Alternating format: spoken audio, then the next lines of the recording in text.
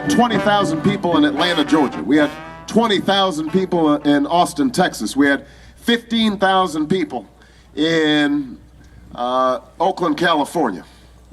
And what's inspiring is not just the size of these crowds, but it's the makeup of the crowds, because they're people who come from every walk of life.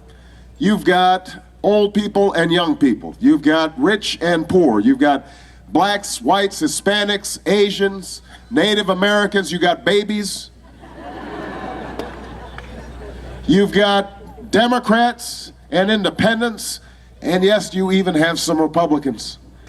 I know this because they whisper to me as I'm shaking hands. They say, "Barack, I'm a Republican, but I support you." And I tell them, you don't need to whisper.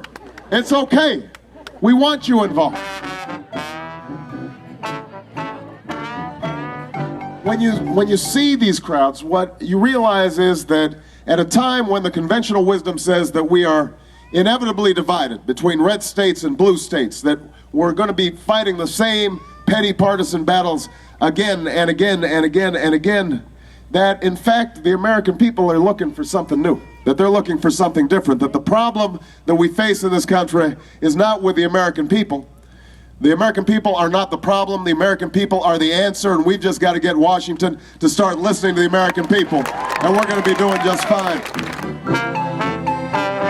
Now, I admit that part of the reason that people are coming out is in part because they are sick and tired of George Bush and Dick Cheney. There's no doubt about that. They are tired of an administration that treats our Constitution as a nuisance to be avoided, as opposed to the foundation of our liberty and our democracy. They are tired of an administration that has economic policies that widen the divide between rich and poor, so that CEOs are making more in 10 minutes than ordinary people are making in an entire year. Most of all, people are sick and tired of a war that should have never been authorized and should have never been waged, a war that has cost us $500 billion so far, and thousands of lives, and has not made us more safe, but has reduced our standing in the world.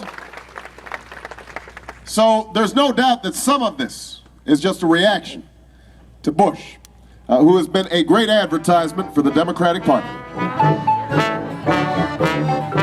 But that's not the only reason that you're here today. That's not the only reason the crowds are coming out. People don't want to just be against something. They also want to be for something. They want to have a sense that we still have the capacity as a nation to come together around a common purpose, that we can still rally around a common destiny. And what people understand increasingly as I talk to them all across the nation is that although change begins by bringing an end to Bush-Cheney policies, it can't stop there. That we are not going to bring about the changes that we want just by changing parties in the White House. But we're going to have to change our politics, because George Bush and Dick Cheney may have perfected the art of special interest-driven partisan politics, but they didn't invent it.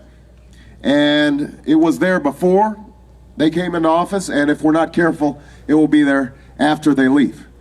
That's what's at stake in this election.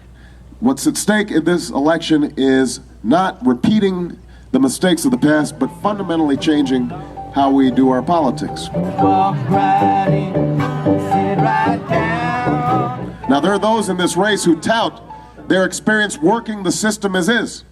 And what I have to remind them of is that the system has not been working for us. There are those who say we just need somebody who can play the game better in Washington. And what I'm saying is that we need to put an end to the game playing, because the times are too serious and the stakes are too high. We need a new way of doing business. And that's why I'm running for the presidency of the United States of America. We have been talking about our healthcare crisis for decades now, through Democratic and Republican administrations. And yet, year after year after year after year, nothing seems to change. And you know why? Because the drug companies and the insurance companies have spent $1 billion over the last decade blocking reform. And if we're going to change it this time, it's not enough just to have plans. We have to build a movement to overcome those special interests. One of the things I think you want from the next president is somebody who is not just going to tell people what they want to hear, but also what they need to hear. We need some truth-telling out of the White House, because taking on the challenges of global warming and capping greenhouse gases and conserving energy and using wind and solar and biomass, all that is going to require a little bit of sacrifice on the front end. Although I am absolutely convinced that if we do it right, we can generate an entire new set of businesses and jobs and green technologies that can drive our economy for years to come. But it's going to require a sense of urgency on the part of our leadership and, most importantly, on the part of our president. It reminded me that the American people have a set of core values and ideals that we can be proud of, that there's a core decency there, that there's a generosity of spirit to the American people that is waiting to be tapped. The problem is we've got to have leaders who are willing to tap it. Leaders who are willing to believe that politics is not just a business, but it's a mission. And that we've got to be working alongside people like Ms. Beck to create a better America. Now, when I talk like this, sometimes people start rolling their eyes, especially in Washington. They say, oh, he's talking about hope again.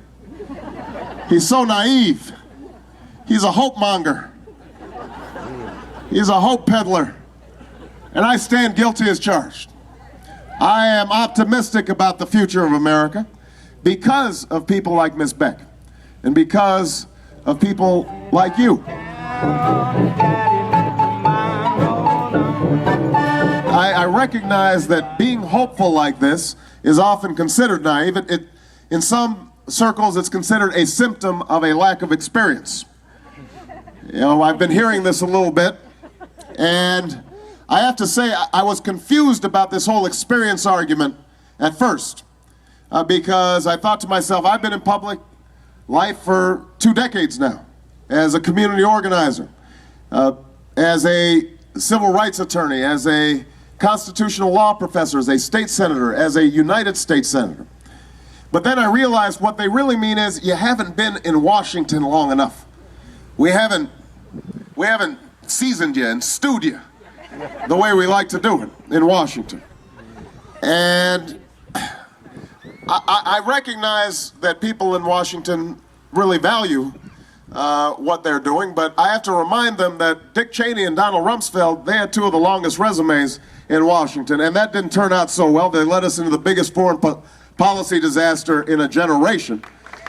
And so I have to remind people that a long resume does not guarantee good judgment. Everybody's talking about a new way of walking. One voice can change a room. And if one voice can change a room, then it can change a city. And if one voice can change a city, then it can change a state. And if one voice can change a state, it can change a country. And if one voice can change a country, then it can change the world. Imagine what millions of voices like yours can do. So I want to ask you before I leave, are you fired up? Are you ready to go? Fired up? Ready to go? Fired up? Ready to go? Let's go change the world, Peterborough. Thank you so much, everybody. Thank you. Thank you.